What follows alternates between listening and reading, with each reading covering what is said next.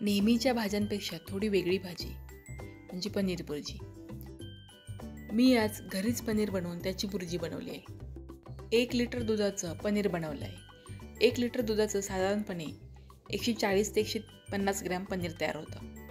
आता हे पनीर मी काटा चमच्याने बारीक कुस्करून घेतलं आहे. हे किसणीने किसून घ्यायचं नाही, एकतर हाताने कुस्करायचं किंवा असं काटा चमच्याने करून घ्यायचं. आता कढईमध्ये मी 2 चमचे तेल गरम करायला ठेवलं आणि त्यामध्ये 1 चमचा बटर घातलं. बटरमुळे बुर्जीला खूप छान चव येते.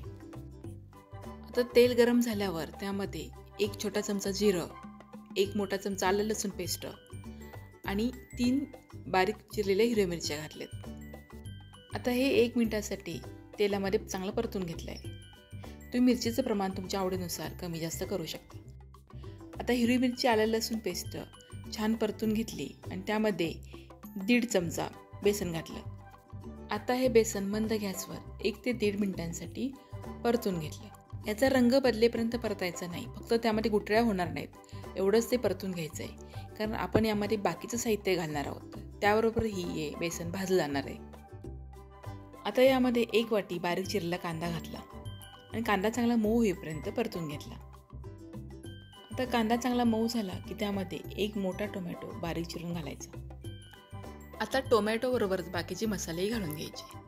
मसाल्यांमध्ये छोटा पाव चमचा हळद, 1 छोटा चमचा धना पावडर आणि चवीनुसार मीठ घालायचं. मी आता इथे मिरची पावडर घातली नाही, कारण मी हिरवी मिरची जास्त प्रमाणात घेतली होती. तुम्हाला हवे असेल तर तुम्ही तुमच्या आवडीनुसार इथे मिरची पावडर घालू शकता. आता 1 ते 2 मिनिटांसाठी हे सगळं परतून घ्यायचं, म्हणजे टोमॅटोही मऊ होईल आणि मसालेही छान एकजीव होतील. आता हा मसाला अगदी व्यवस्थित तयार झाला आहे. त्यामध्ये कुस्करून ठेवलेलं पनीर घालायचं.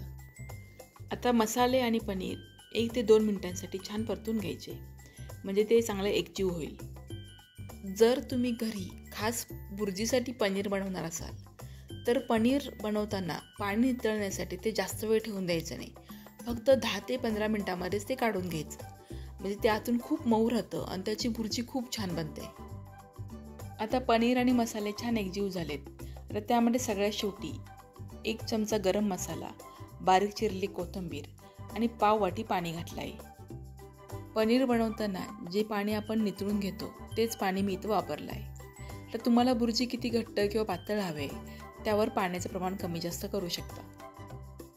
जर बुर्जी चपातीबरोबर खाणार असाल तर थोडी घट्ट बनवली तरी चालेल, पण जर तुम्ही पावाबरोबर खाणार असाल तर मात्र थोडी पातळ अशी लपलपीत बनवा, म्हणजे ती पावाबरोबर व्यवस्थित खाता येते. पाणी घातल्यानंतर एखाद्या मिनिटांसाठी बुर्जी छान हलवून घ्यायची आणि झाकण ठेवून द्यायचं आणि मंद गॅसवर 1 ते 1.5 मिनिटे छान वाफ काढायची. बुर्जी फक्त 1 ते 1.5 मिनिटांसाठीच शिजवून घ्यायची आहे, कारण जास्त शिजवलं तर पनीर वातड होतं. एकदा असं घरी पनीर बनवून नक्की बुर्जी करून पहा. आपण जे विकतचं पनीर आणतो ना ते खूप घट्ट असतं आणि घरी पनीर बनवताना ते एकदम मऊ असतं, त्यामुळे त्याची बुर्जी खूप छान बनते. तर तुम्हाला कशी वाटली ही साधी सोपी पनीर बुर्जी बनवण्याची पद्धत मला कमेंट करून नक्की सांगा. आणि तुम्हाला व्हिडिओ आवडला असेल तर लाईक आणि शेअर करायला विसरू नका. धन्यवाद.